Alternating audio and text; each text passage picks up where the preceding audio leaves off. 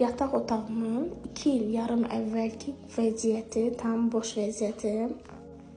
İndi isə yataq dəstini görəcəksiniz. Bu belə deyildi. Ev turuma baxanlar bilir ki, mənim yataq otağımda nə hardaydı.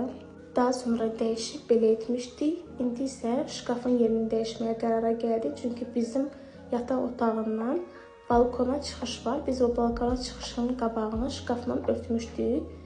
2 il yarım idi ki, bu şkafı biz çəkə bilmirdik. Dəhşət ağır idi. İndi də yəni yoldaşım çox çətinliklə bunu çəkdi. Çox ağırdı, dəhşət. Buraları təmizləyə bilməmişdim. Elə hər zaman içimdə qalırdı ki, bura belə qalıb. Bilirdim ki, onun arxası tozdur. Həm də istəyirdik ki, balkona çıxış birbaşa yataq otağından olsun. Uşaq otağından da balkona çıxış var. Oradan çıxırdıq həmişə. Makyaj masamın da yerini dəyişirəm, qoyuram bu qapı tərəfə. Və son görünüş belə oldu. Belə daha çox ürəyimə yatdı.